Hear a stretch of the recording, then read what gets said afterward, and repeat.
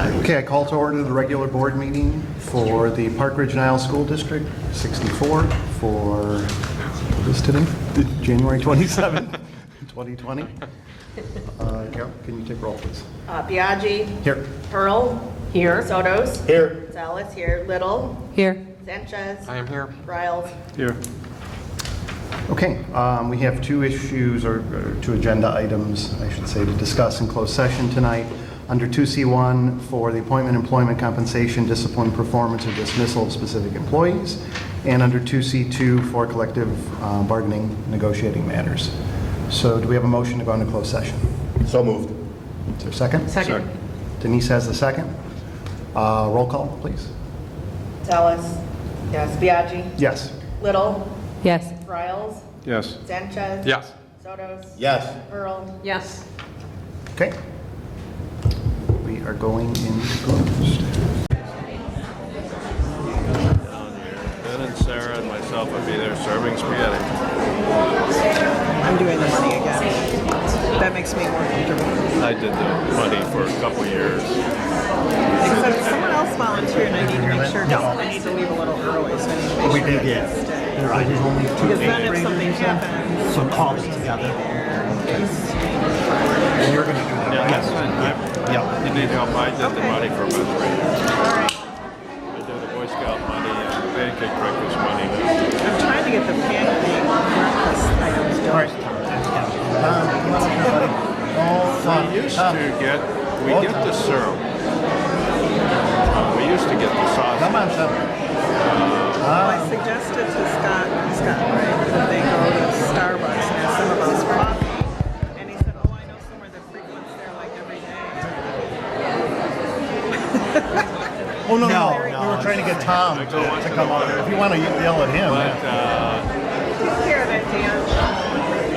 Bill Sherringhausen likes to make the coffee. Start, they'll hear you. He makes it. Nobody touches it. All right. Yeah, I mean, sometimes people really, their job. Sorry. And you don't want to do anything. Okay, we're going to get started. I made the coffee one year before he got there. Thank you. The board is back in open session right now. We were in closed session since 6:30 this evening under sections 2C1 and 2C2 of the Illinois Open Meetings Act to discuss employment, compensation, discipline, performance, or dismissal of specific employees of the district, and also to discuss collective negotiating matters between the district and its employees. So we are now at the open part of our meeting, and Larry, would you be so kind as to lead us in the pledge, please?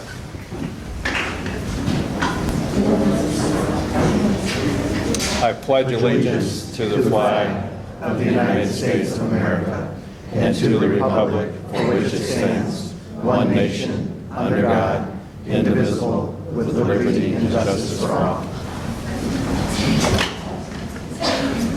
Thank you. I guess just for, just to do it, we should do roll one more time. Sure. Gonzalez here. Little.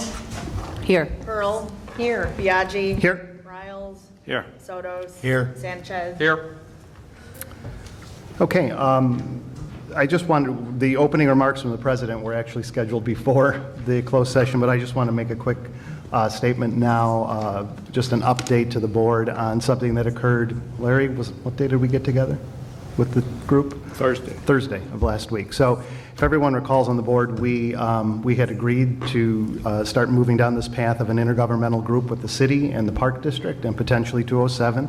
We had a lot of difficulties. The mayor and I were trying to schedule a first meeting with everyone. It was very difficult doing it before the holidays. We were able to get almost everyone together this last Thursday.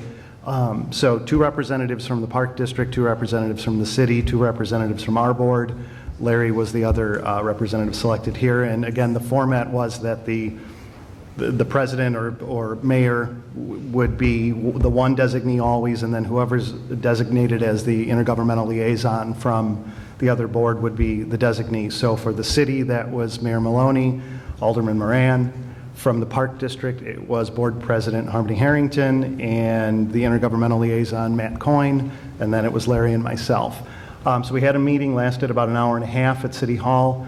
Again, if you recall, we had debated about this as to whether it would be out in a setting like this or not. It's not required to be under the Illinois Open Meetings Act because there's not more than 2 board members from any one of the bodies. So it was held actually in the mayor's conference room where we had it. We struggled a little bit with the transparency issue amongst all of ourselves and how best to accomplish that. And I think where we came out with this is that although the meeting will not necessarily be open to the public, certainly if anyone wants to attend, they can, but a report will be published at the conclusion of that meeting with takeaways from it. And we're going to either put it on each of the board's websites or maybe it'll be on the cities and it'll be consolidated there, but we're working through those issues. So the first meeting was purely kind of just getting logistics going, figuring out how to do this. I do think, Larry, we concluded that we are going to bring 207 in as well, too. There was a question as to whether or not to bring 207 in because their borders are not coterminous, with Park Ridge, and so they're bringing in a lot more communities than this, and this really was intended to be a how do we band together since the pot of money is all coming from the same source, the same taxpayers. How do we, as all of the elected boards, work together to find some economies of scale and efficiencies to do that? So it's not going to work as well with 207, but we decided to do it anyway and see how that goes. We did not decide to include Main Township primarily because if we did that, it's a slippery slope. Then there's, I think, 3 townships in the city of Park Ridge. We'd have to have all of them involved, and this group's going to get to be 700 people by the time we're all said and done. So is there anyone taking an unofficial lead? Because if there is a report, then is it going to be The mayor. one? Okay. The mayor so is, it'll be yeah. on the city's website. Well, that's the game plan right now, but we're also open to the idea of then taking the report and putting it on each of our own websites as well, too. So we haven't really, that's something I think we can talk about as a board at a later time, but right now this was really just logistics and starting to throw some concepts out on the table for this group to consider. So we're going to try and meet monthly for the first maybe 4 to 6 months, and then maybe scale it back to every other month after that. Once we get rolling with issues. So more to follow. I just want to add a comment. The whole base is how do we make life better for our children, the citizens of Park Ridge, and we take all the different governing bodies and we put some ideas together in a room instead of working separately around the city. We'll get together. We haven't decided exactly how often yet, and kick some ideas around to make life better for the citizens of Park Ridge. Yep. So thanks, Larry, for being there with me, and we'll try and do another report after the next one in February. I'm not sure of we haven't set a date yet, not sure of the timing vis-a-vis our board meeting, but as soon as we have an update, I will make sure to get it to the board. So with that, I think we're going to move on to public comment. So is there anyone at this time in the audience that has public comment on non-agenda items, so something that is not being covered on one of the agenda items tonight? Okay. Seeing none. Then the next question for the board right now is there any addition, deletion, modification to the agenda as presented this evening? I just wanted to remove Resolution 1245 from the consent agenda. If we could just talk about that separately or either talk about it at the next meeting. So it's up to, I guess, how we're doing on time Okay. once we get to that. All right, well, I think, why don't we, when we make the Yeah. motion on the consent agenda, why don't Sure. we, Pull it out. I guess we'll have to make the motion first with it and then discuss why we're Yeah. pulling it out, and then we'll back it out to do it that way. Anything else from any board members or administration? Okay. All right, Dr. Olson, we have some recognitions. Yes. Tonight, we're going to recognize boys basketball, and for those that have been in attendance at our other meetings, we're going to try something a little different tonight, and we're going to let the coaches come up and talk instead of listening to me talk about the teams. So we're going to start with Emerson, and so can I invite 7th and 8th grade boys basketball from Emerson to come on up.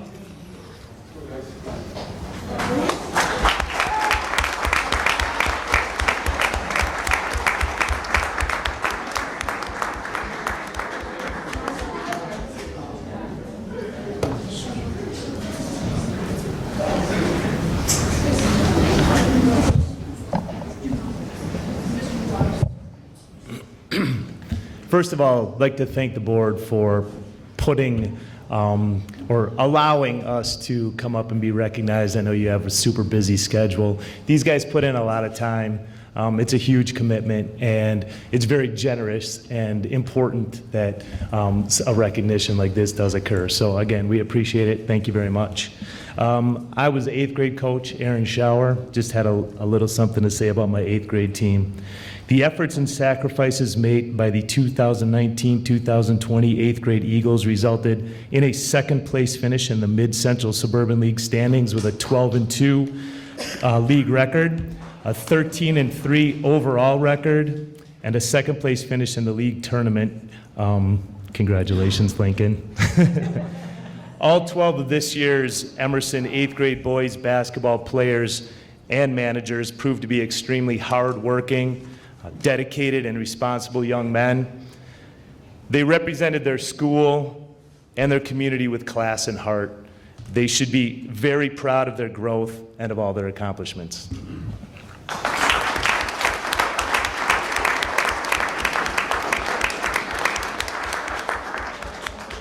I would just like to echo Coach Schauer's sentiment and thank the board for allowing us to come today. I'm Doug Florence. I had the honor to coach the Emerson 7th grade boys basketball team. I'm super proud of this team this year. We came a long way. They worked really hard together as a team, and they showed a lot of trust in each other and really grew together on and off the court. They were great representatives of District 64 and Park Ridge-Niles with the effort, the attitude, and the sportsmanship that they showed. All of that said, 14-4 record and conference champions. Great job, guys.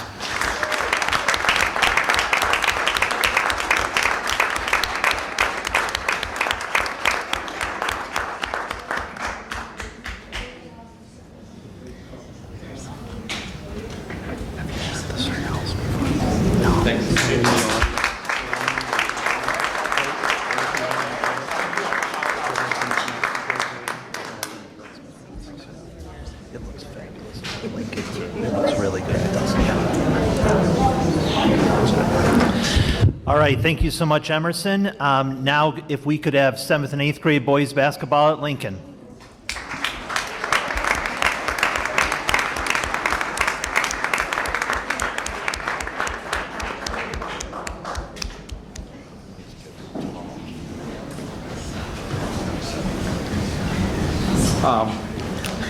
I'm Mark Pansini. I coach the 8th grade boys over at Lincoln. Again, I'd like to thank the board for recognizing these young men. The 8th grade team, we went, I think, 15-4 this year. Just an unbelievable season as far as the dedication and the commitment that these boys have towards basketball. I know Maine South has a lot to look forward to with these guys. We did go, I think, 14-0 in conference, and then we won the conference tournament at the end of the year. So it was a very successful season. Thank you.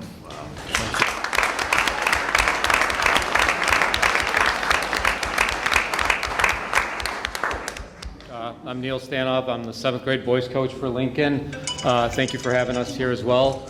The boys had a great season, finishing 11-3 in conference play. Even though we fell a little short of our goal of becoming champions, we still finished in 3rd place, and hopefully next year we can be conference champions. So thank you.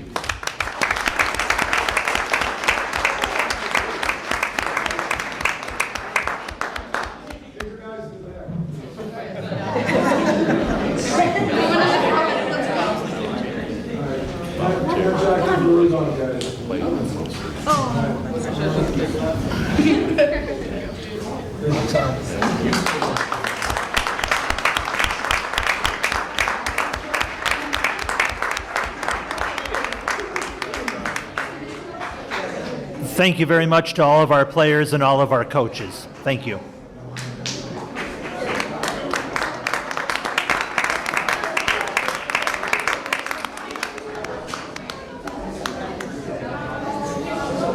Right. It got me nervous for a second, too.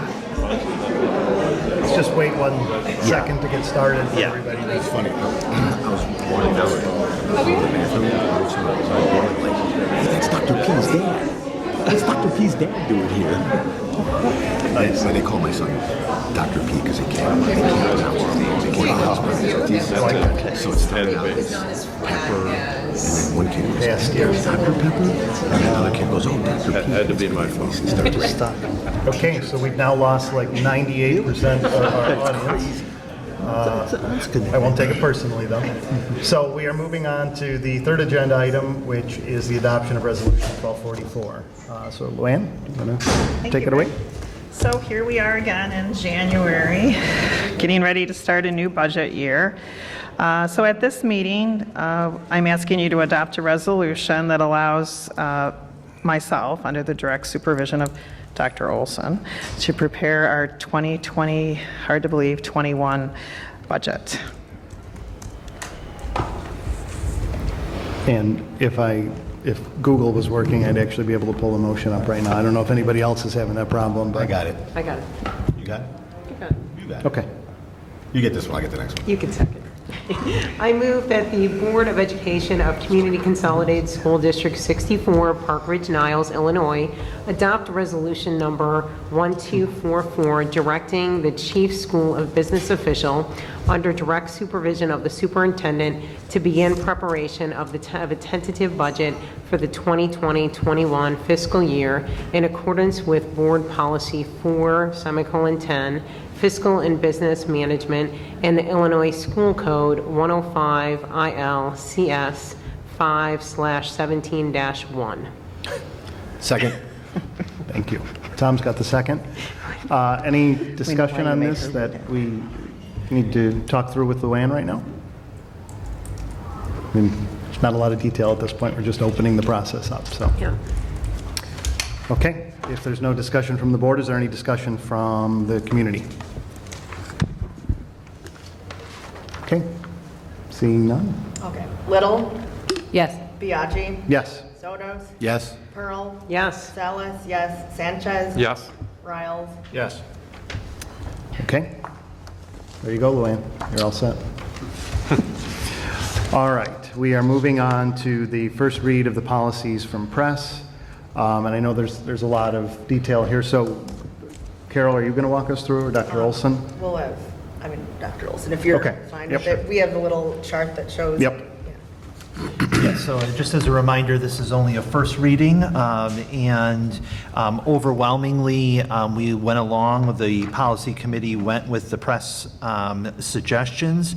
The only reason we wouldn't is if our board policy already was different because of a reason that we had chose to do that, or if it did not match with our contracts that we have, like for instance with the teachers. And so in either of those cases, then we stayed with what we had. And then also, there are two board policies that were from the summer that we held on to because the policy committee wanted to look through them more and talk through them before bringing them to the board. We've now had a chance to do that, and those are those two additional policies that were at the end.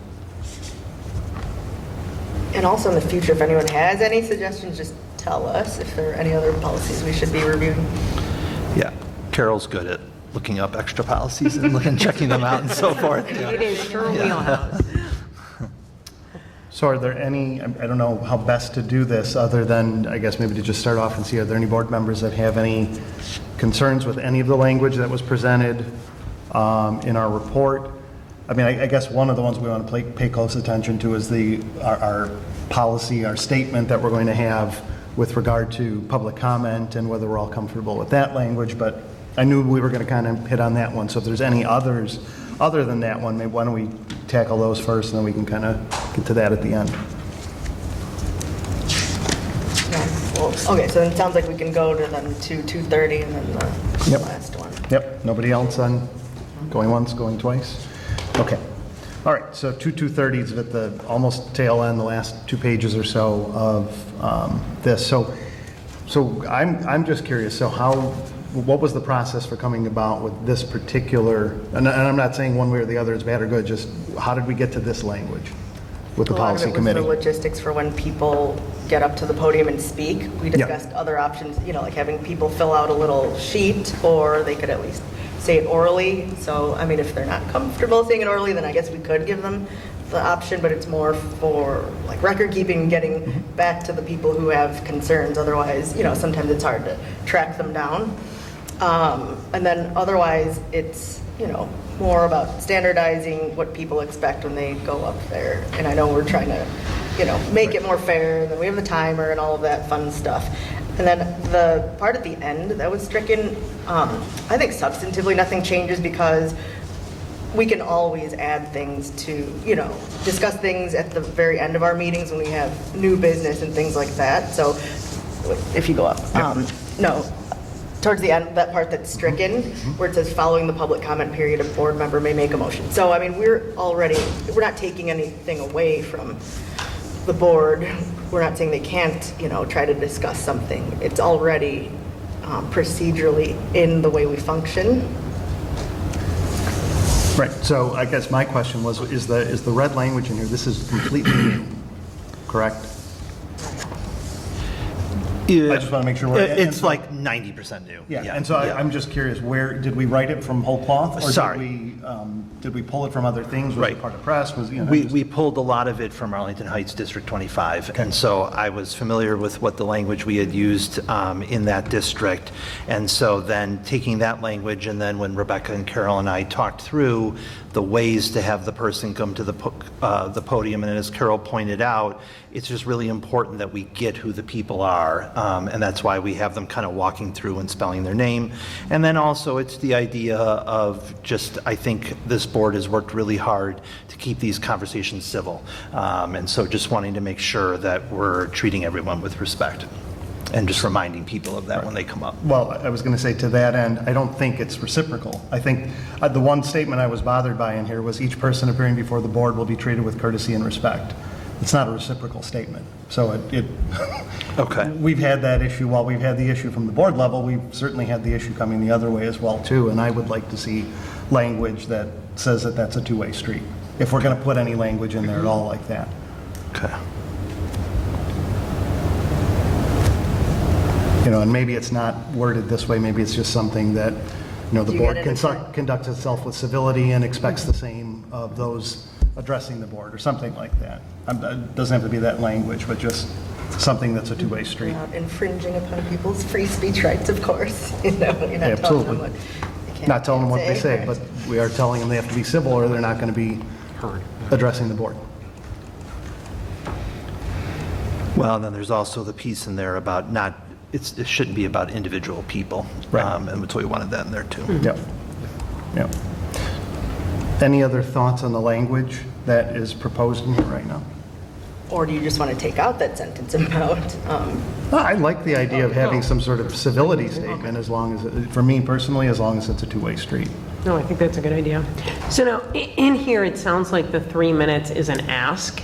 And if it's enforced, I think we need to say the comment needs to be limited to 3 minutes because we can't enforce it for some. But here it's read to me, please limit your comment. No, the comments will be limited. That to me reads differently. Can you, I wanted to, I was looking over Dr. Olson's shoulder earlier. Yeah. He's got, in his beginning of his packet, he's got one from, This is the previous one? no, Is the this one that what you have want? in your binder, that very first page Oh, we were sorry. talking about a minute ago. Sorry. Oh, this. You know, yeah. I happened to look over, it said, each speaker is given 3 minutes to address the board. The speaker will be notified by the board president when the time limit is reached. So I'm not sure where this one came from, but I like Yeah. that. But I because think that that's- sounds like it is limited. This says please, and if you do, it's okay, but if you don't, it's okay. I mean, I think if we want efficiency, it is limited to Right. 3 minutes and follow through with that. I agree, and I think that's where the board was at the I beginning of this agree. board. I think we all said totally we agreed agree. with that.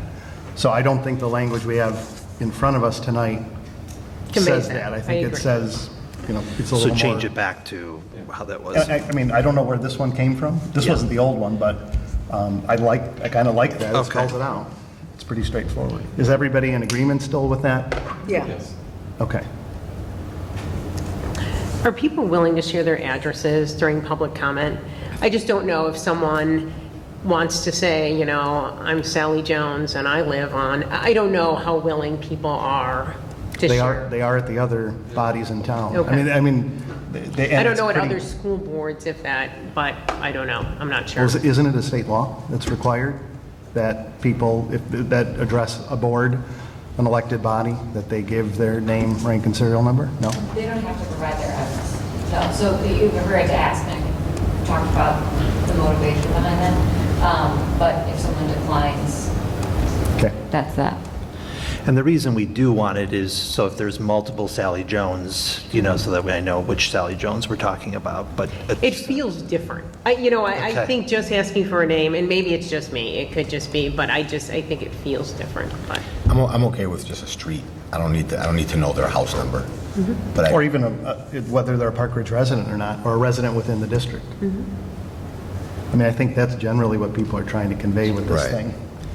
That you do want to know if they're resident in the district? well, yeah. Yes, agreed. Yeah, Okay, absolutely. I'm just making sure. Okay, good.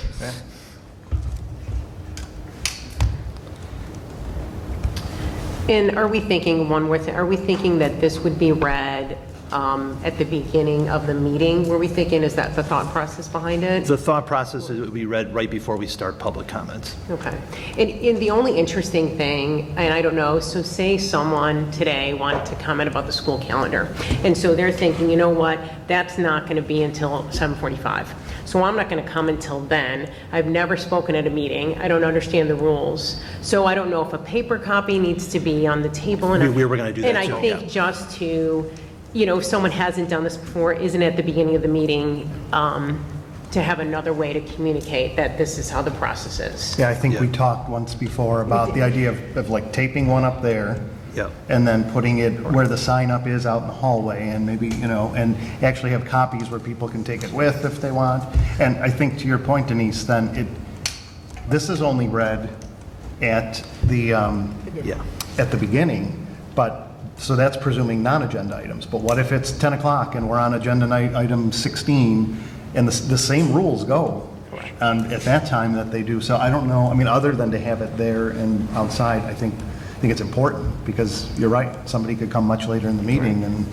Some boards put them on the agenda. I mean, we could stick it under public Oh, comment yeah, on yeah. the agenda, Yep. and then it's. And I think Yeah. Glenview does that. I like that, then it's there every time. It's not, you can have another one there, but it's right part of it. I think that's a great suggestion. And it's not so long, I mean, it's not Yeah. enough of a block of text, I don't think it matters. And have copies of those agendas out in the hallway. So Right. if somebody wants to grab one when they're walking in the room. Can I ask about the second to last sentence, I think it is? You can contact us by email if you wish to discuss your topic further. That just seems a little bit misleading, because someone emails me, I'm not going to continue this dialogue good with them. I'm point. going to send it to Rick, I'm going to send it to you, and Rick's going to be the one that's going to respond, because that's what we agreed to. So I don't know how we want to address that sentence. Maybe you can contact the board, Board president, you can talk about. the board president by email, and they will address. Because you're going to share it with us in your Right. response. Right. Okay.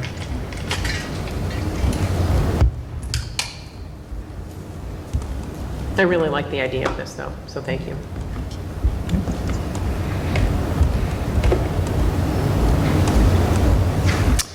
There's another thing on this one, that I keep referring to this, that's on there. I'm not sure if that was intentional that we didn't go there, but it's important, I think. I'll read it, what it says in here. Additionally, the board cannot take formal action on non-agenda items. So I think that's an important point, that sometimes people do come up with something that might be brand spanking, especially if it's non-agenda, brand spanking new. We can't do anything about it that night. If they want to even, I mean, arguably, we're not even really supposed to discuss it. If they bring up a totally new issue, we can't, I guess You in can theory, discuss anything about that. we could, Yeah. well, we could But you discuss it can't in new vote. business, Yeah. but we don't have an agenda item to discuss it on at that point. So if there's no But notice that to the sentence public would of that. fit before you can contact the board Yeah. president, so that just squeezes it in there. I think that clarification is really helpful, because I think people, if they don't know that, they think the expectation, well, the board didn't do anything. Right. Well, we can't, so I think clarifying that is really helpful to the community. It's a good idea. Anything else on there, Rick, as you're Well, checking it out? I've read almost all of it, but Just to make sure.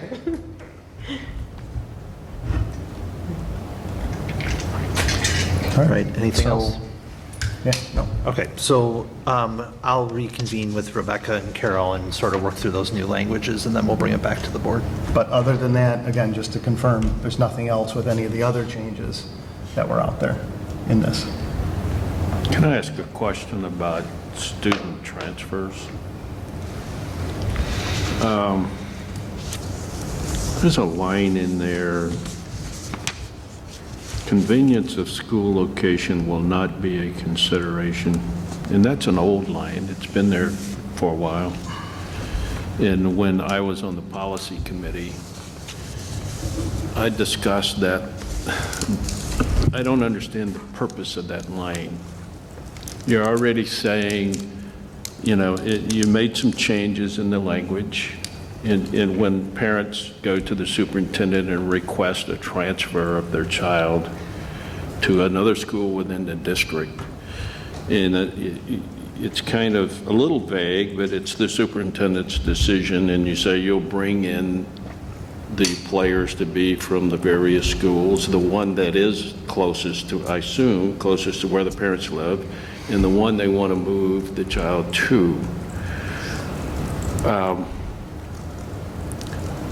What's the purpose of that line? Convenience of school location will not be a consideration. I think the point behind it is if that's the only reason you're asking, then it's probably not going to be accepted. That it's just this school happens to be closer to where I live, so that's the reason I want to go to this school instead of this school. But then you say in there that transportation will be the responsibility of the parent to take them to that school. I think it's... I still don't understand why that line's there. Sure, I think it's the concern about the volume. Now, I'm not saying it should or shouldn't be there. That's why you bring the administrators in from the two schools. That is true. I think it's kind of letting people know ahead of time that if this is going to be the reason that you're going to ask, it's probably going to be a no because of the volume of people that might want to request that. I'm not necessarily going to fight to hold the line in there, though, because... It's just, it just seems to be something we're telling them that we don't need to tell them. Right. I could agree with you there. And I'm all about, if I can get the point across in one word, we get it across in one word. We don't want to get in the weeds in the swamp, you know. Yeah. Would you like to strike it? I would. I don't know if the rest of the board would, but I would. I would like to just make a comment on it. I fully understand why Larry brings it up. However, we've been in situations in this district where people don't understand, and if it's not in written form, they tend to feel as if they're being treated differently from somebody else.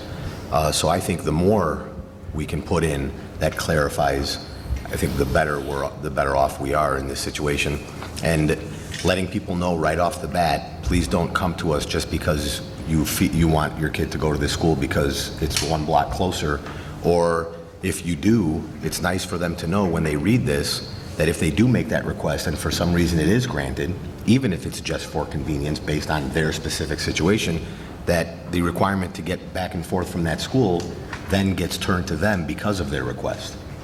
And it's kind of nice for them to know that up front so they don't feel later when they're told that the transportation is their responsibility, that it's a surprise to them and not understanding why that would be the case.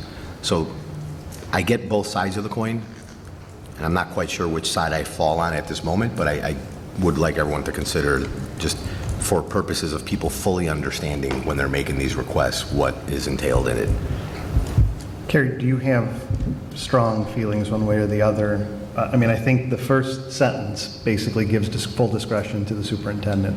The full new sentence here in red gives the superintendent complete discretion to make this decision. That later sentence about decisions involving transfers may be made on a case by case, and factors considered shall include but are not limited to, blah, blah, blah.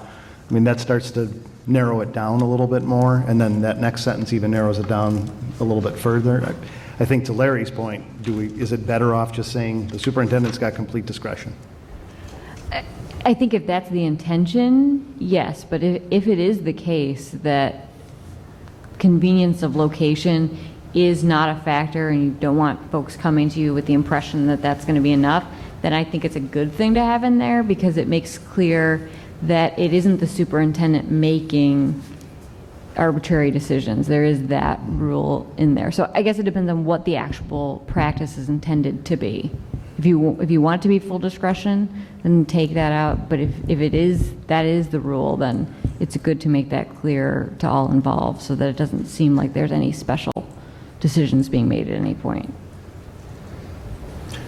Policy, do you guys? I'm back to where convenience of the school location may affect your decision. You have to consider it. I don't see how you don't consider convenience of the school location. I could see a situation where, let's say you have one overcrowded school and someone wants to move to the less crowded school and their only reason is convenience, so maybe you do want them to be able to do that. A handicapped Right. child. And you want, and the parents, that child's in a wheelchair or something. But that wouldn't be convenience. That would be A special a special situation that would fall under one of these other categories, special student needs. Space availability is also written out, so that covers what you're thinking, Carol. They're both identified clearly. I don't there. want to beat this horse It's the to sole, death. and I'll give you the example. I own a house and I live a couple blocks away from Washington, or I'm on one side of the street, and I'm going to Carpenter, but I'm closer to Washington. I and I understand. come in and say, hey, I want to go to Washington. I understand. Well, now to have this district have to get a bus over to you to get you over to Washington, where that bus typically, that Washington bus typically doesn't go to that side of Toohey, would now become logistics, and it would become costly. And then if you have multiple people doing this, a kid that lives right between Field and Franklin.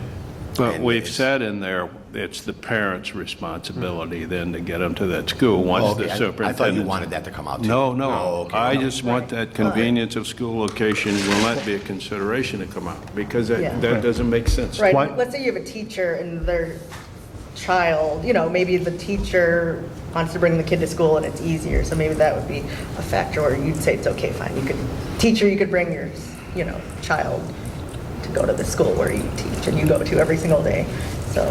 But it's up to the.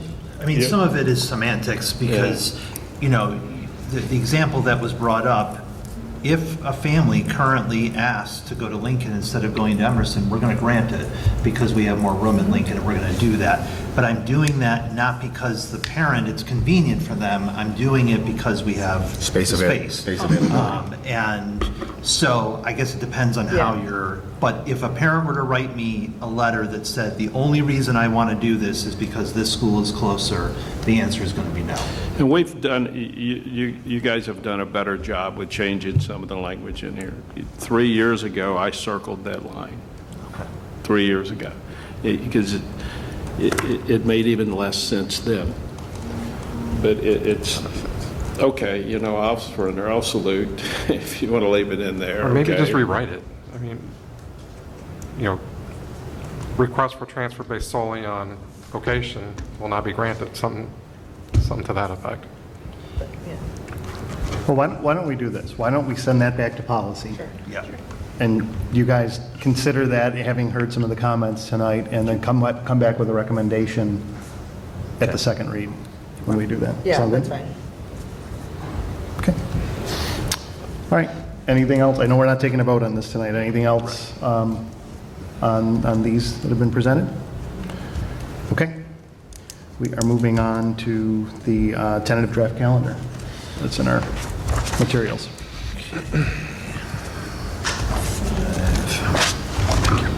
Okay, so as we talked about previously, this is just a draft calendar.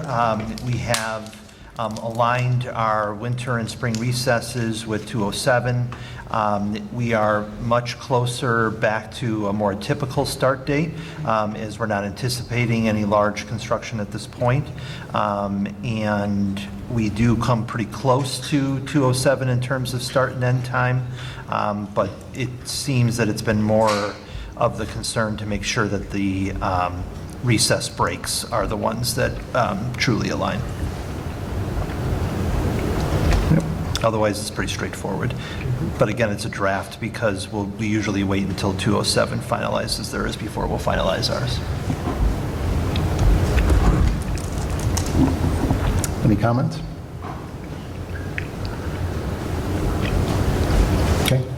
Okay, thank you. It was easy. All right, we are moving on to the next one, consideration of board goals. So we started to discuss this, I believe, at the last meeting that we had, and just spent a little bit of time talking about it and concluded that it needed a little more time to flesh it out. And so we put it on this agenda, knowing that we didn't have a whole lot on this agenda tonight. So Carol and Denise, I think both of you were kind of leading the discussion on this the previous time, but if I turn that over to the both of you to talk it through.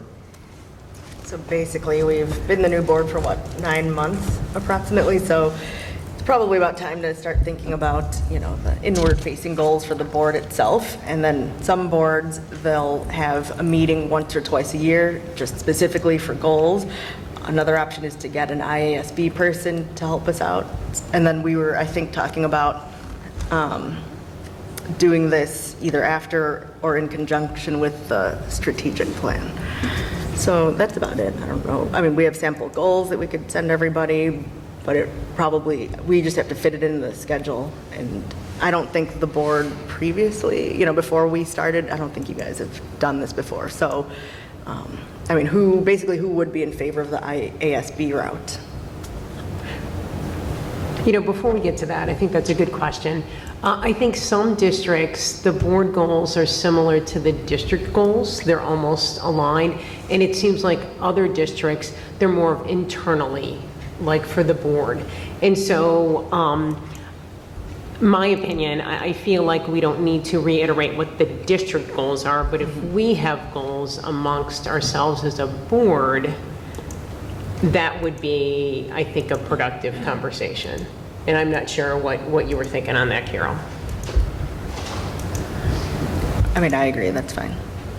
The issue, I guess, is just that we've never really done it before, so we don't have a set procedure where we can say, every, April, the board meets and discusses its goals. So I guess it's more of developing that framework for what we can expect to do the next few years.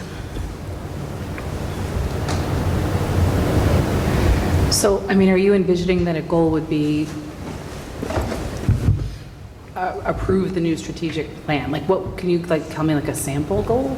So let's see, there's Indian Prairie School District 204. One of their goals, it was very specific, hire a superintendent. Goal 2, be an efficient and effective governing board, which is probably too general. Adopt an equity policy. Focus on legislative advocacy. Not necessarily things we would like, but I think we mentioned last time, a lot of times we've mentioned transparency, which I think everyone agrees that this is a goal of the board. So how can we, take steps to improve that? What specific things can we ask, Eric to do, or what can we do? Or I think another thing would be to improve our decision-making process, so what would we need to do in order to do that? So that's about it. I don't know if you wanted more examples, but. And I think if we decide to do this, we don't make a lot of it. We don't need to have IASB come in my opinion. Do we think about 3 goals? What are 3 things that we want to work on? And those are kind of at the heart of what we keep these in the back burner of what we're doing.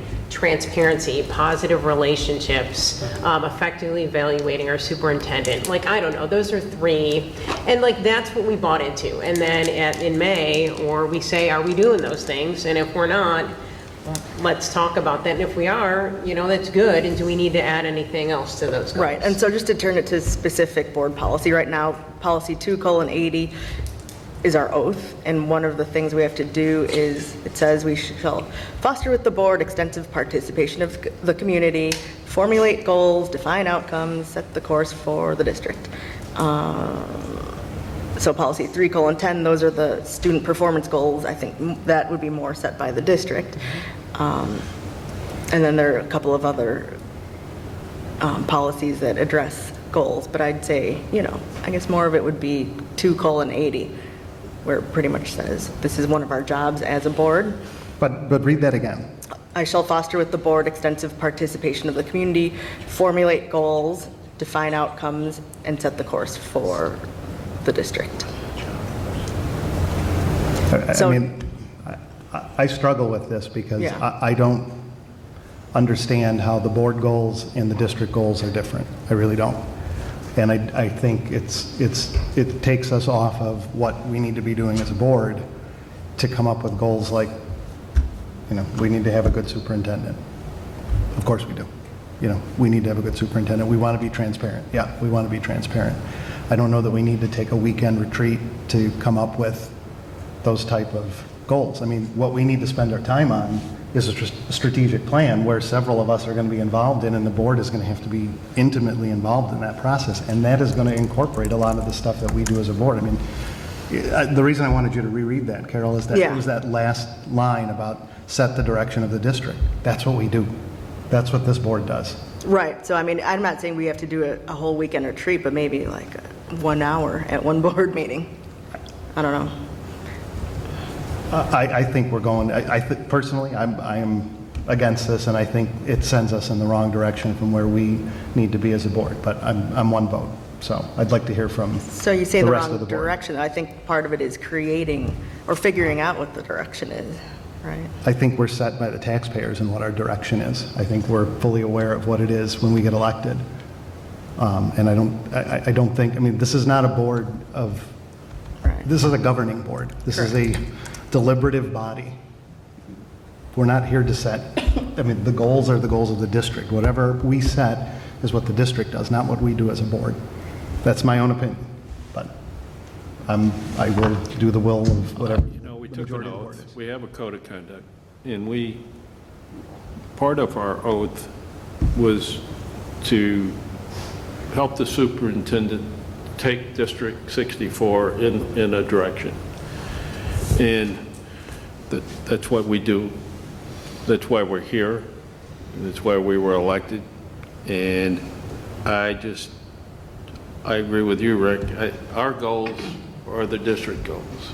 And if we start setting a separate set, I don't want to be separate from the district. All of our goals are together, and they're all mixed, and we're all one team here.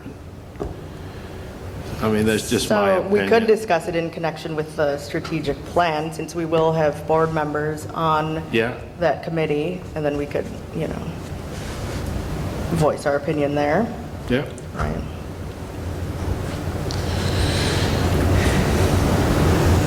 Anyone else have any thoughts on this?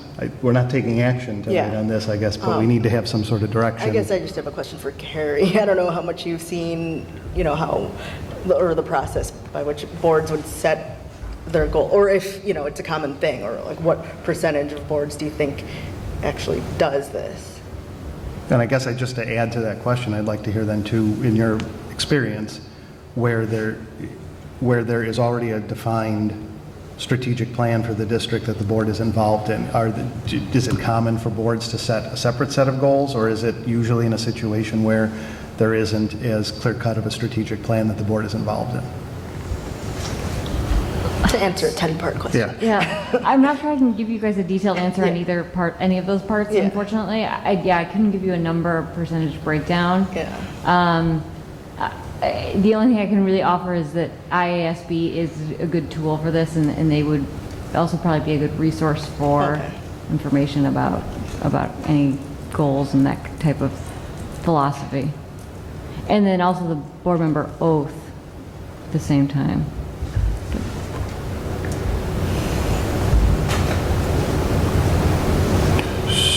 So I'm kind of in between on both. I think we can utilize. Playing Switzerland tonight? Well, no, I think we can utilize our district goals and pick out of there and make them focused board goals.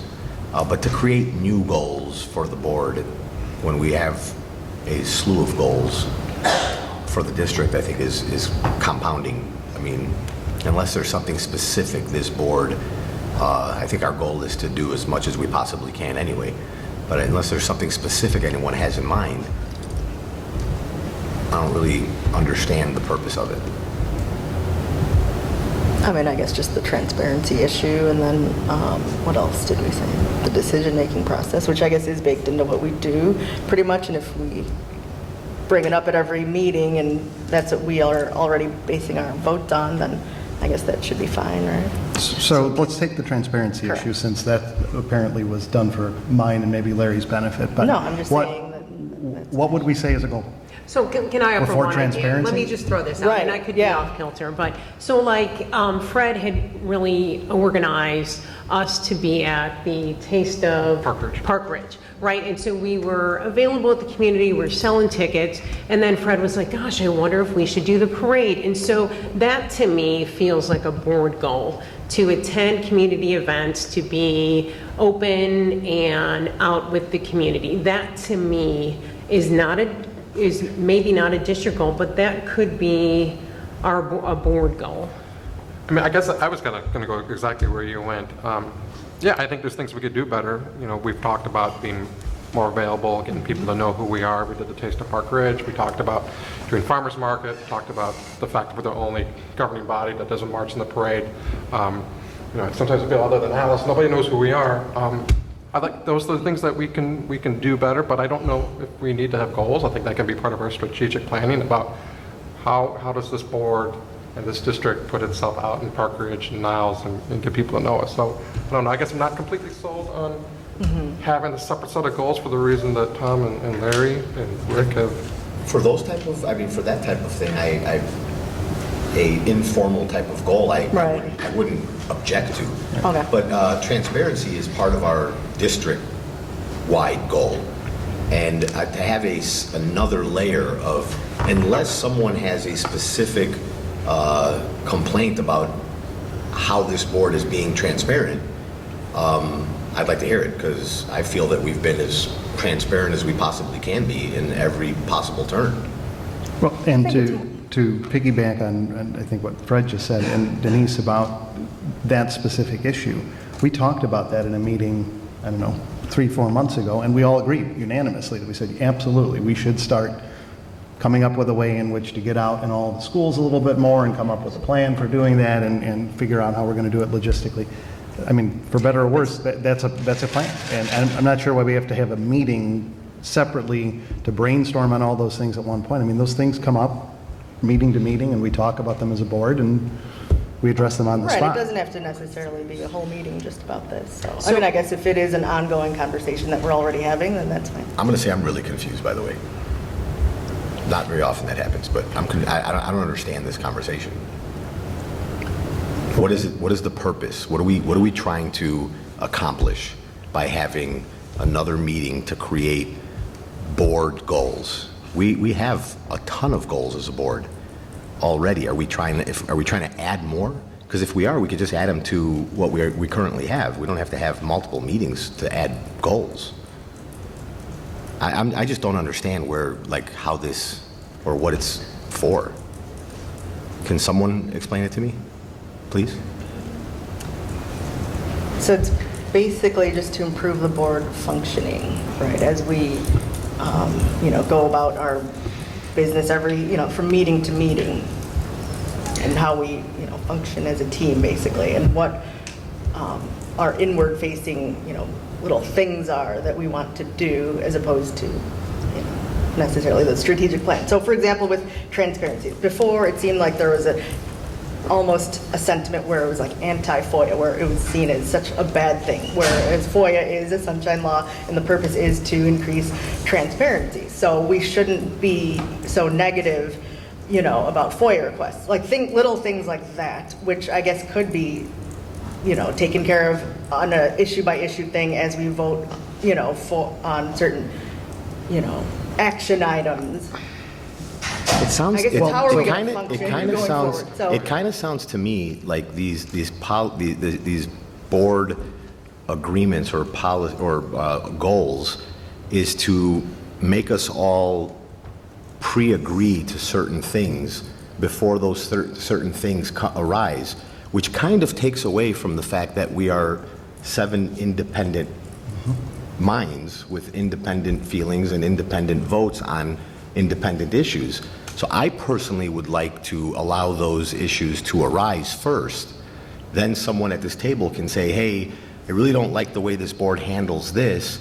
Can we discuss that and see if we can come up with a better way to handle it? And then we all get to vote on whether we want to or not. But to have goals to determine how we handle or how we discuss, for using your example, FOIA issues before a FOIA issue even becomes an issue, to me seems like we're putting the cart before the horse. Well, I want to jump on that as well, too. This is going to sound very controversial when I say this, but we're not a team. We're 7 elected officials. This is not a team where we all have to be in agreement on stuff. It's rarely going to happen, and it shouldn't, really. I mean, we're 7 individuals with different philosophical views on transparency, on FOIAs. I mean, and to set a policy or to set a goal that we should be transparent. Well, maybe there's people on this board who don't see the transparency in the same way. So why would we be holding somebody to that standard? That doesn't make any sense. I mean, the previous board had bitter disagreements over transparency and what some people perceived as transparency while others perceived it, this was more transparency or less transparency, but that's what a deliberative body is. I mean, we should not be in, if we're in lockstep agreement, we're doing something Right, no, wrong I'm not saying all that the we time. should be in lockstep agreement. So, I mean, I guess just tying it to the ISLIC standards, one of them is, implement the goals of the Board of Education. So if we're agreeing that the strategic plan goals will be, just the same as our goals, and that's fine, because that's what it sounds like we're hearing. But we're going to be on the body Right. that is going to select the strategic plan. So why would we have another goal that says we're behind the strategic plan? Of course we are. If we weren't, we probably shouldn't be on the board. I mean, we've got to be in favor of that. So, I mean, I agree. I think we're Right. talking about setting goals for setting goals' sake. So can I just ask, I know you just talked about, Rick, a few months ago, we did talk about getting out to the community, getting out to events. Where are we on that? Where are we going on that? I don't know, so help me out. I don't know either, but would having a goal in place get us any further along? It helps us to know what's the process. Can we check in? Are we getting there? Are we doing anything about it? Are we? The process, in my opinion, would be one of us organizing it and having a goal as Fred didn't need a goal to get us all to taste. He had his own goal. His goal was to get us all to the taste, and he got us all there. So if there's something any one of us want to do, if I want to get us to the get us to the parade, then my goal specifically would be to try to organize all of you to join me to march together, and one of us would have to do it. To have a meeting, to have a goal, to make sure that we all agree to go to the, who knows, we can all say, yes, our goal is to go there, and then parade day comes along and I've got other obligations that just won't allow me to be there, and 3 other members, and now I feel like I failed our goal because I couldn't be there even though I did my best. So it just seems to me like we're just, I don't know, it seems like we're trying too hard. I've been doing it, I go to the schools all the time, and it's a personal goal. It's not a goal of the board. I've worked at Taste, Fred, 10, 12 years? It's not something I did because I got elected to the school board. It's something I've been doing, all my life. You can come serve spaghetti with me here on February the 7th. If you want to do that, I've done that 12 years. I think all of us do different things. I mean, I was at Emerson the other morning, I don't need a board goal to go do those things.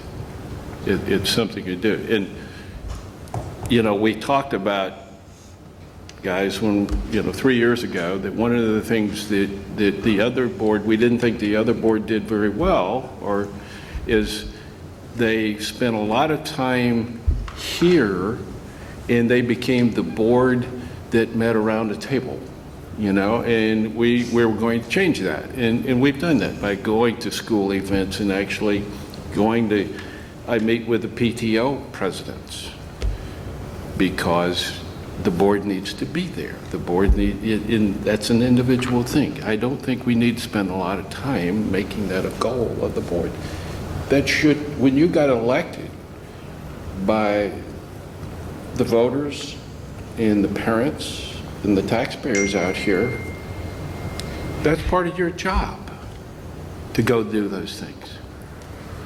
And I think the impetus for that conversation the last time was the previous board and the previous administration made it very difficult for board members to do some of those things. There were hoops to jump through, for lack of a better word. And what we discussed as a board here is we don't want those hoops anymore. And the instructions were to make sure those hoops weren't there and to make it as efficient and easy as possible for board members to be out in the community and do, but it wasn't like, all right, Denise, you got to go this week, and next week Fred's going to be, that wasn't the point of it. It was simply to create an environment which would encourage us to go out and do it. That's it. So there was no plan to come back with a report to the board and say, all right, we attended this many things and we did that many things this time, and now how are we going to get it better the next time? It was simply to create an environment where we could all do this, that we did not have 9 months ago.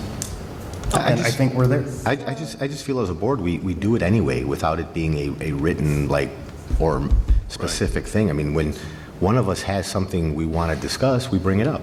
We ask to have it put on an agenda. That's how goals get transferred or, get discussed at this table. I don't think we need to have specific.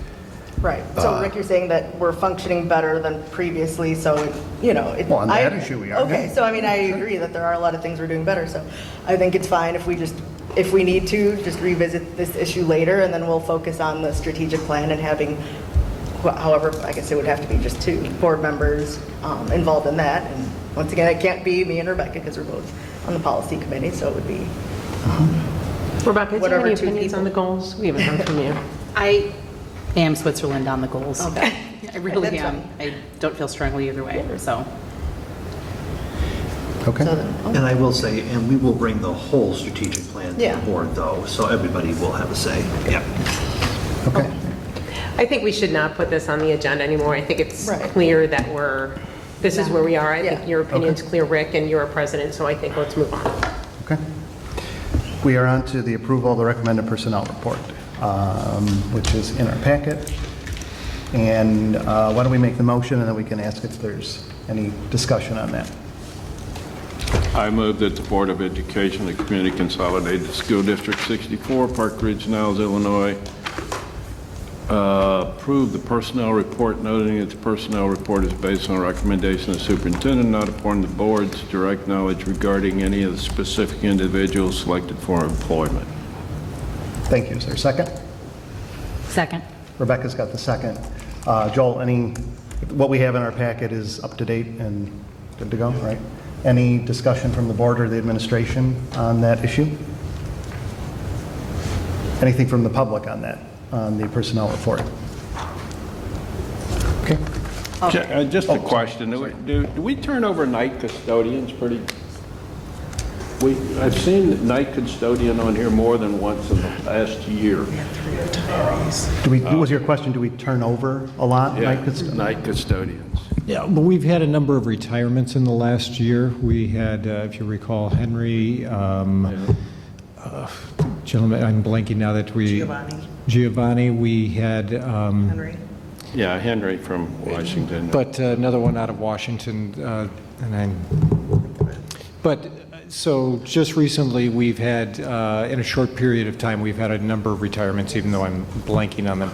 And then occasionally, we will have somebody who will come during, and, it may not work out, but I would say our biggest turnover in the last couple of years has been due to retirements. And Luann's shaking her head in agreement, so. Okay. Okay. Any other questions from the board?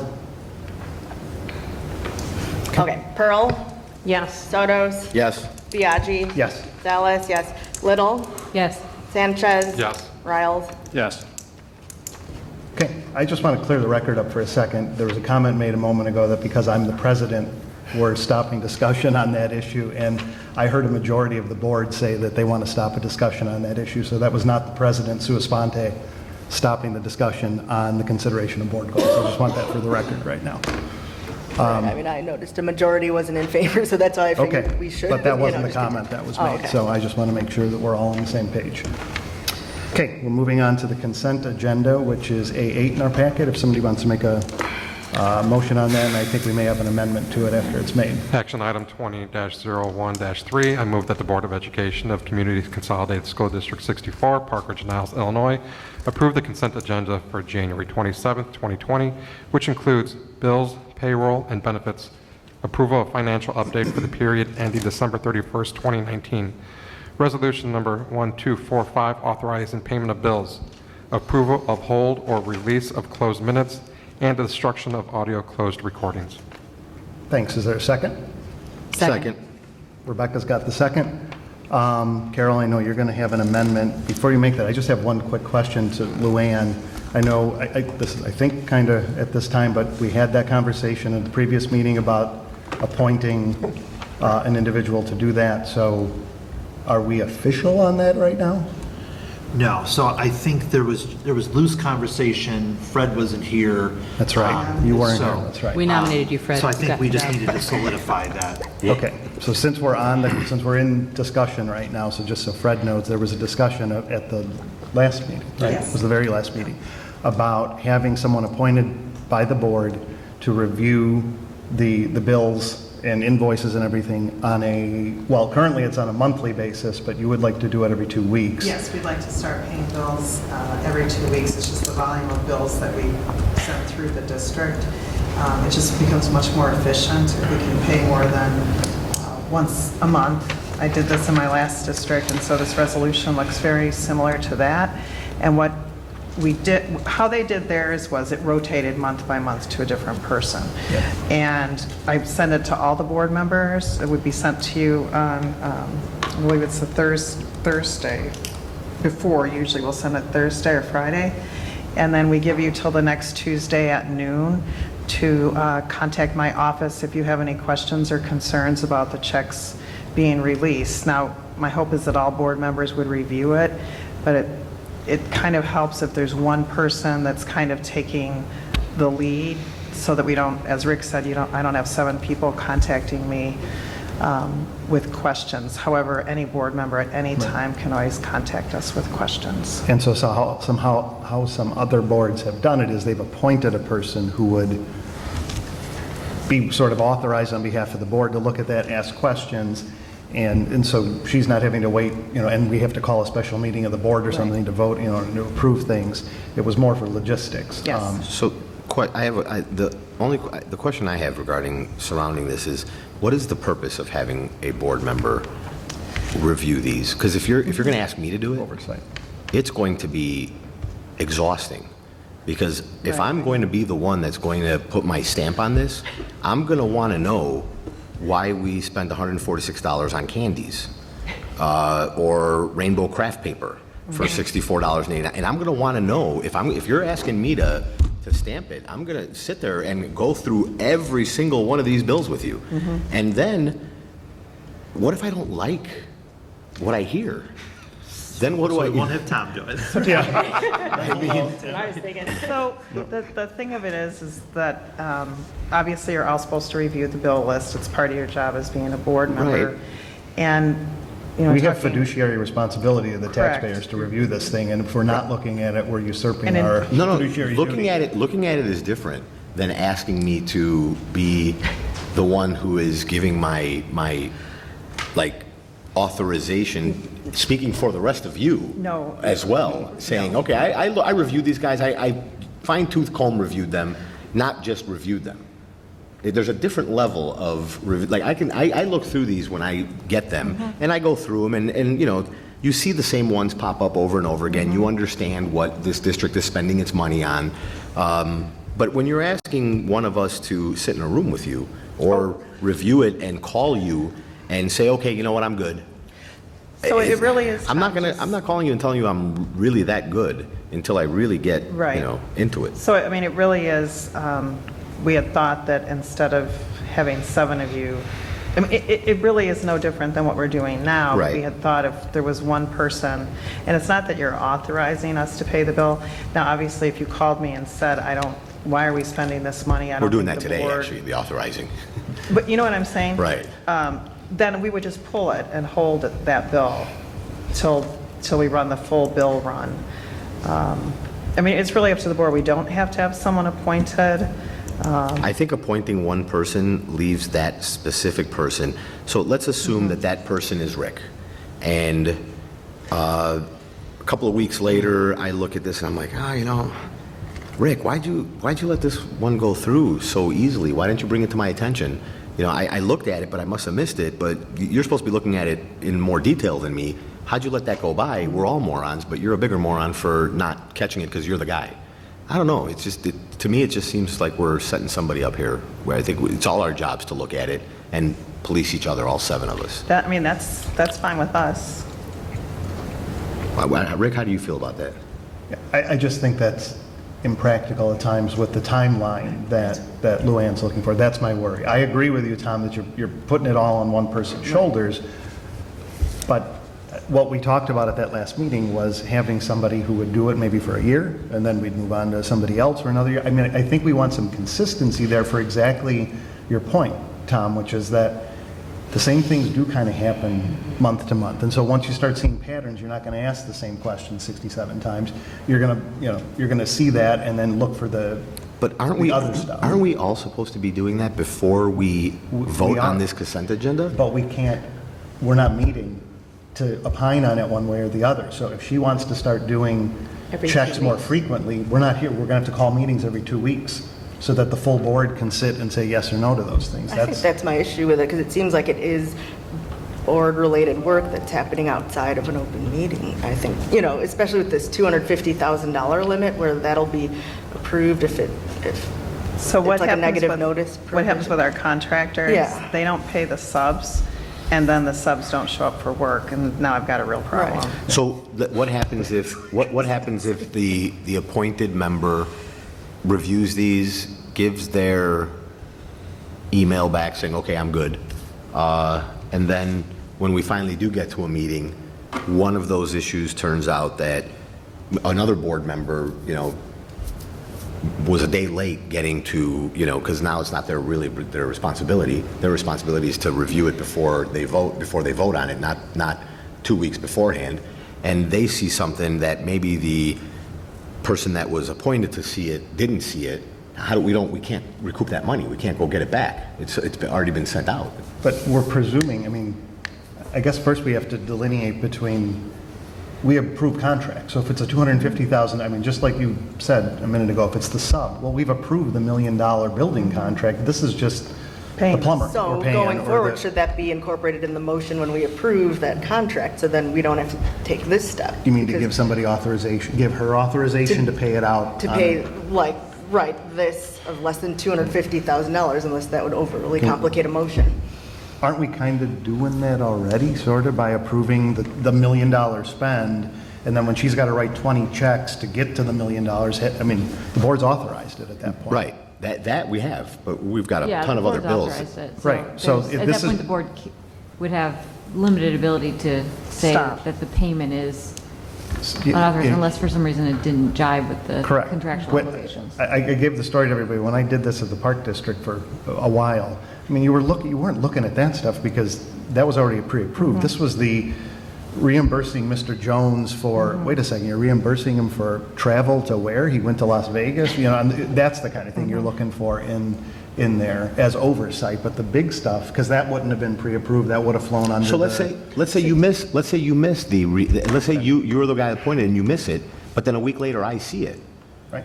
I can't get that money back. You already approved it. It's already gone. I agree, but in the case of the Park District in this town, the board actually appoints a quote treasurer, and the treasurer is authorized to approve those things. And I think that was the model we were trying to go after is, all right, we're going to authorize somebody here who is going to, appoint somebody who's going to be able to be authorized to So do that I might be on board with. It's where I got a little, is this rotating person. Yeah, no. Oh, no, I agree. No, we weren't going to rotate. Well, I think we need to formally appoint somebody to that, and then I think what we discussed at that one meeting, Fred, that you weren't at, was you'd probably stick with a year, just so that there's some consistency and... through the end of this fiscal year. Yeah, and what we were talking about is timing it with the election cycle, or when the new board is seated. So do somebody now through May whatever, and then May whatever through 2021 May whatever, and have either that, or we could go the full term of how we're seated as officers. So at the same time, do we change some language that says that this board is now obligated to review these documents, not just prior to voting for them, but prior to the appointed member approving them as well. Well, I think so we are need- we yeah. now Gary, we- are we now going to be obligated as a board to, if we get these documents 2 weeks before a meeting, to open them before the deadline, review them, speak now or forever hold your peace type thing? So, and we make that clear, so that way I don't come back, or one of us doesn't come back 2 weeks later and say, hey, Rick, why'd you approve that? When I had the obligation, not just the right, but the obligation to have reviewed it and spoken up prior to your deadline. I mean, I think that would be the only way to protect whoever that individual is who's doing it and keep all the rest of us in line with the timelines. Yeah. 'Cause Right, as long as we do of- section 3, which provides. as of for right that, now, provides for all of us to Yeah, get it. as of right now, I read this as I'm driving here. I pop my laptop up on my dashboard, and as I'm driving down, from downtown, I'm going through these numbers. That's a joke, but I'm just saying that I could actually do At that. least you're not on your phone. Right. I could actually laptop's do that. okay. So what happens with the bills, I mean, just so you know, is, once they're input, I sit with the list, right, of all the checks, and I go through line by line, right? I'm looking to make sure, one, we're charging the right account number, we're following the law, right, and the rules that we have established in this district for different things. And so at that point, when I have questions, then they're pulling out the actual invoices so I can look at it. If there's something, I think there's something, odd about the invoice or about, how someone's asking to be reimbursed. So everything is reviewed line by line in my office. And the expectation to me would be that when you guys get this every 2 weeks, it's going to be a lot smaller, that you would spend a little bit of time and just run through the list. And typically questions from board members are when you have a company or a school or something that's got a really strange name. That's typically when I'll get questions. It's like, why are we paying, X, Y, and Z? And I'll say, oh, well, that's a, private placement school, or that's, our plumber's got a funny name or something like that. It really is, we're watching to make sure that there's no one being paid that shouldn't be paid. Right, and we're just, I was going to say, we're serving as oversight over you. Right. Because you're serving in that oversight capacity as well, too, so it's just multi-layered. So do you think, Carrie, that what we've got here kind of addresses that in this resolution, addresses the structure we're suggesting right now? Yeah, and just to be clear, if I'm interpreting the resolution correctly, the bills that are subject to the 2-week cycle are what's listed here in terms of Just what's recurring listed. monthly bills, construction, less than 250,000, or bills less than 10,000. So most of, if not all of these, are going to be things that the discretion has already been decided. Correct, because it's like your private placement or public placement, it's your construction, your utilities, you're going to, we have a contract for our gas and electric or our food service and things like that. But anything that comes in over 10 that's not falling within this list of items, then we'll wait till the once-a-month board meeting. So there are going to be limited items Correct. that would really be subject to the board saying yay or nay at the bill stage. Right. So does this do enough to author, assuming we're going this structure where we're going to pick a person and that person's going to be technically authorized? I mean, it's kind of like almost creating a mini president role or really a treasurer role, right? That person is going to be authorized, and if the rest of the 6 of us don't speak up, that person has the authority to say, yes, pull the trigger on those bills. Do we have that captured here? Do we need anything else? Do we need board policy to go along with it as well, too? Is there any board policy that addresses? We have a board policy that mentions a treasurer, but it's not exactly in this function, so that would probably have to be reviewed.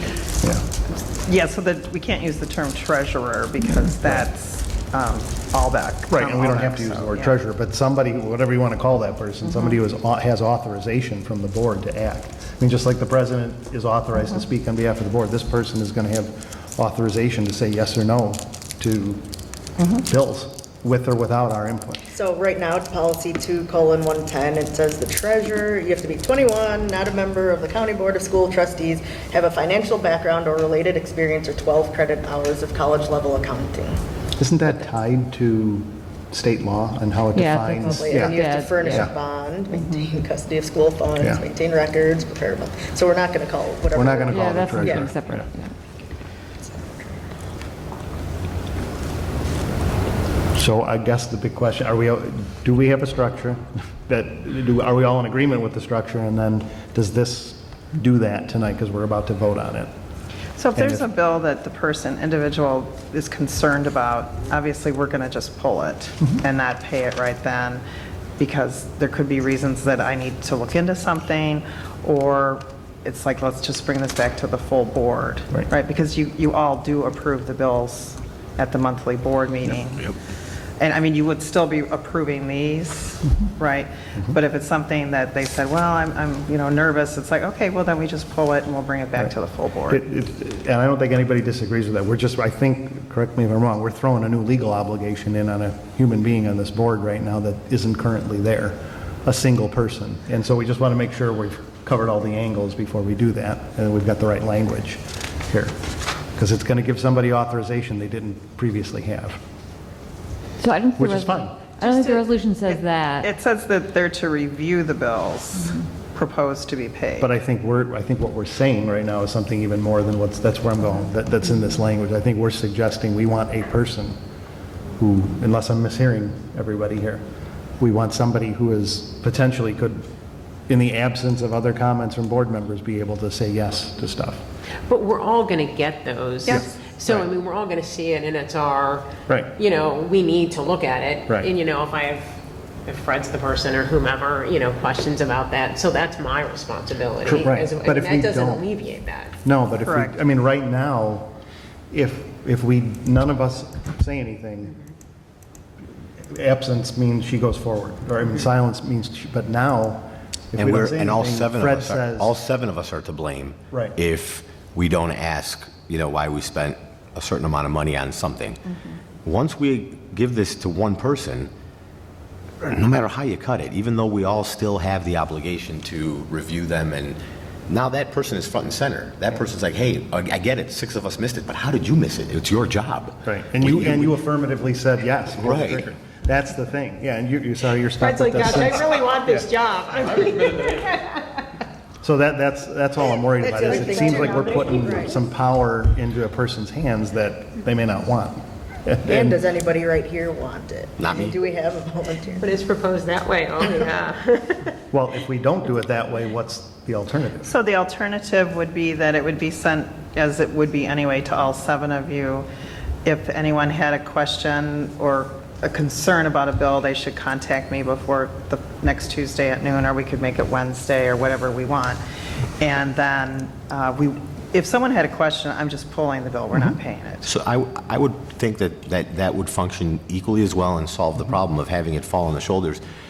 If we want to approve these bills quicker, instead of waiting for the next meeting, what you can do is send them to all of us and not wait for an affirmative response from us, wait for a non-response that triggers your allowal to do it.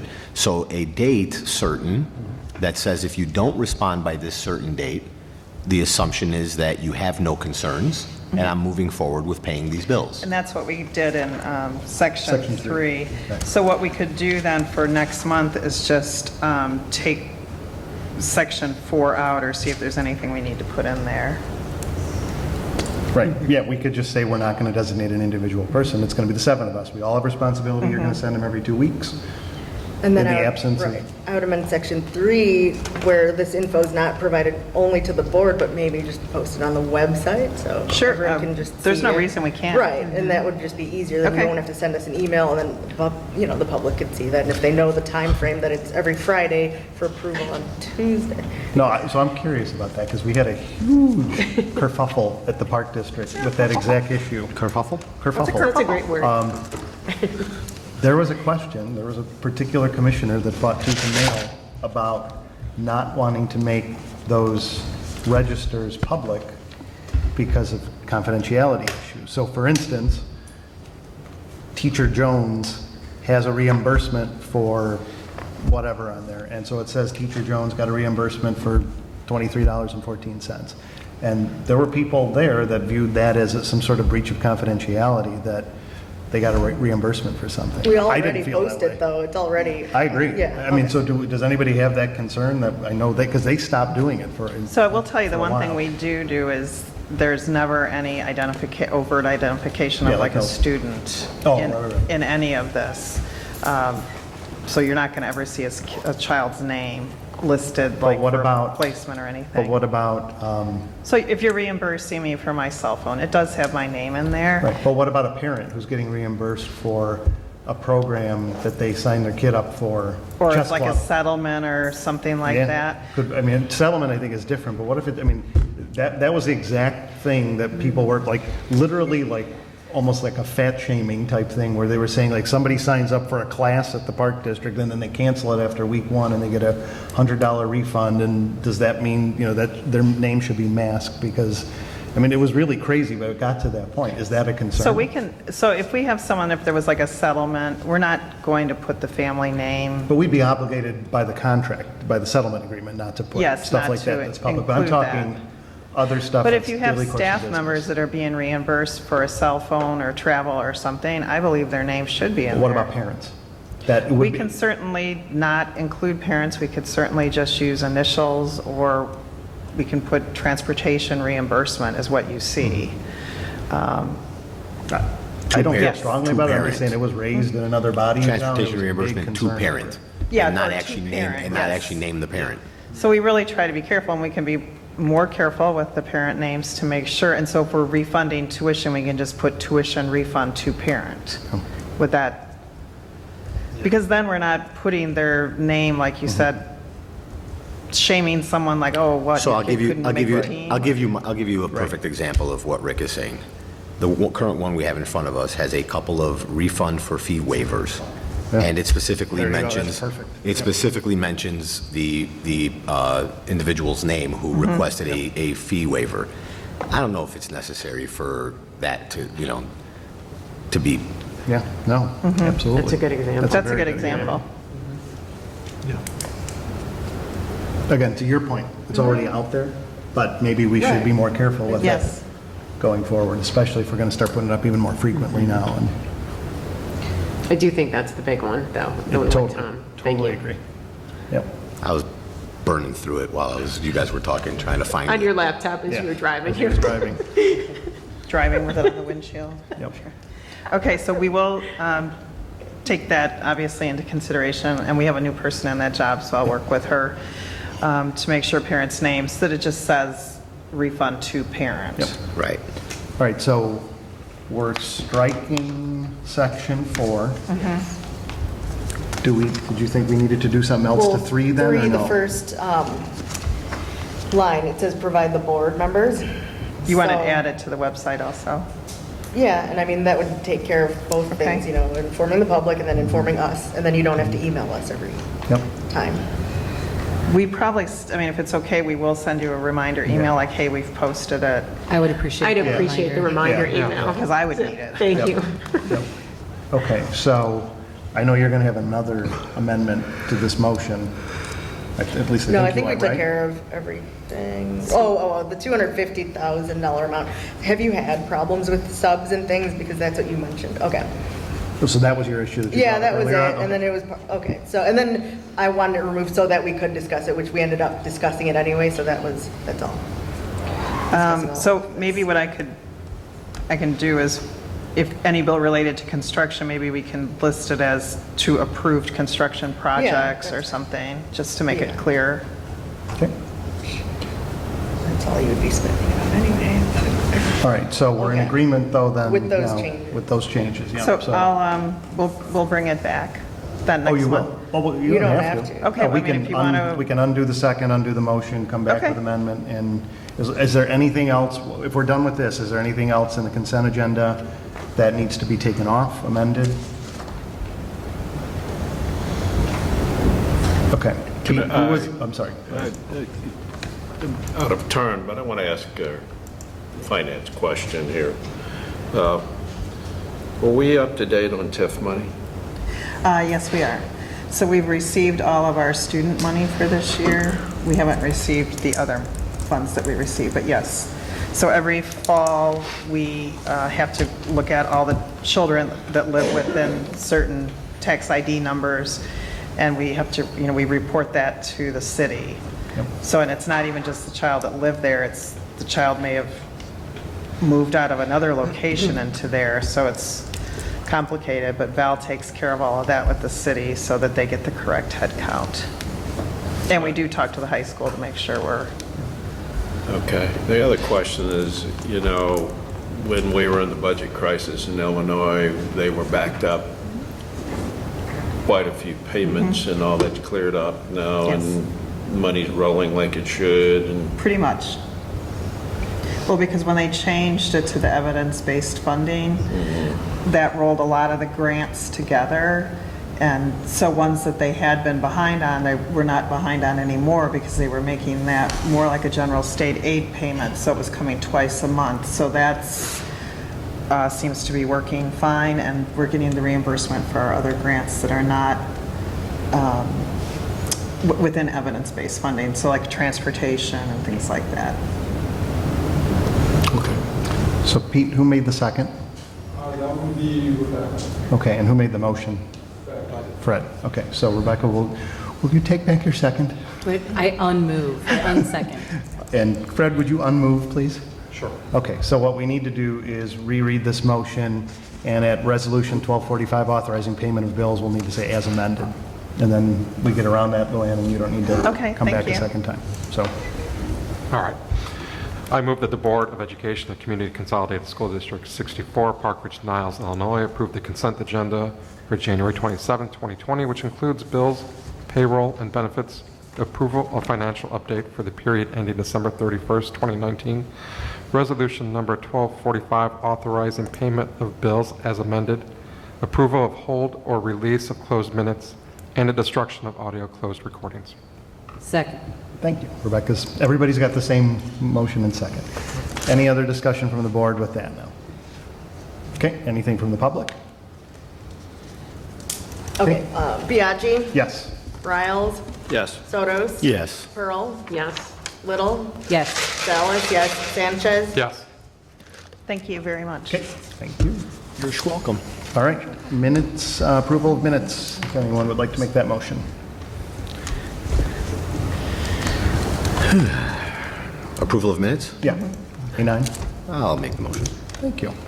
I move that the Board of Education of Community Consolidated School District 64, Park Ridge-Niles, Illinois, approve the minutes from the closed session on December 10th, 2019, the special meeting on December 10th, 2019, the closed session on December 16th, 2019, and the regular meeting on December 16th, 2019. Thank you. Is there a second?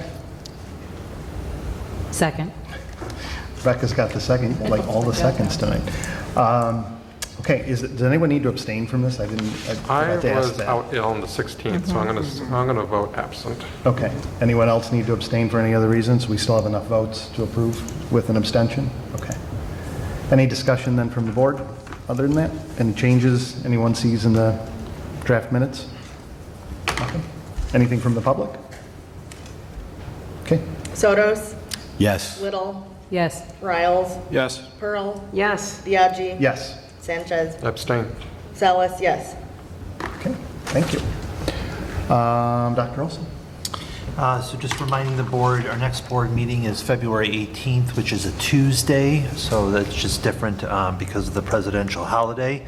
And then also included in this section are the minutes from the board policy committee as well.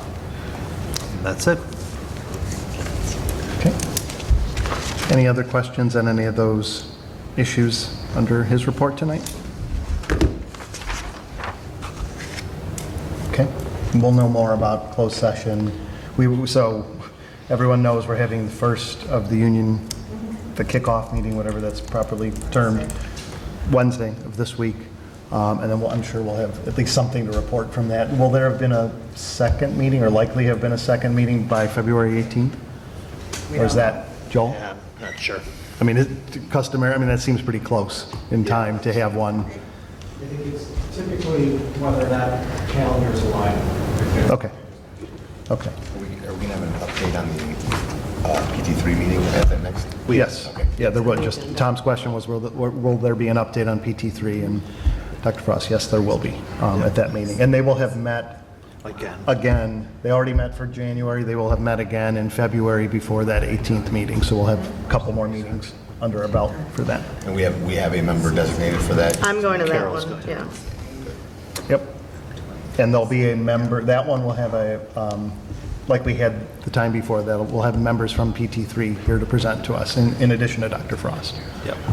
Great. Okay. Any other new business? New business, this is a kind of, it's related to the intergovernmental committee. One thing that would be nice to see would be, some dialogue for things that affect, like, let's say the district and the city, because I know at some meetings, let's say like planning and zoning, the district might come up a bunch of times, and then they'll ask, oh, was the district contacted? And Right. Sometimes the answer is no. So, I mean, if we could improve communication, I guess that would be one goal. That we talked about that, definitely. And we threw a lot of just general ideas from all different angles on the table. I mean, Larry and I delivered a couple of the things that we talked about, like the tractors, and that kind of stuff. And I mean, just to give you an idea of how the conversation went, it went from like, why are we buying 2 more tractors when the city's already got these and the park district's got those, all the way through to, well, wait a second. The park district has a big service bay, and they could do the maintenance on even some of the city vehicles or some of the school district vehicles, and maybe we can consolidate some of that kind of stuff into a single location. And The other 200 feet of snow clearance. Right, well, yeah, the 200 feet of sidewalk in Washington was discussed there. I mean, things like that were just talked about. So I think We the kicked next the meeting- idea around of school impact fees, Yeah, school impact fees. community impact fees And for construction. making sure that the district is definitely in the loop at planning and zoning, so that when, the 50 whatever condo building is being, Right. suggested at this location, that District 64 is brought into that conversation very So I will early. tell you that John Carlisle and Jim Brown are very good about Yeah. contacting us when anything comes to planning and zoning, both to give us an FYI, but also to ask our opinion on different things, or if the district wants to make a statement. So they are very, very good about contacting us and following up. Yep.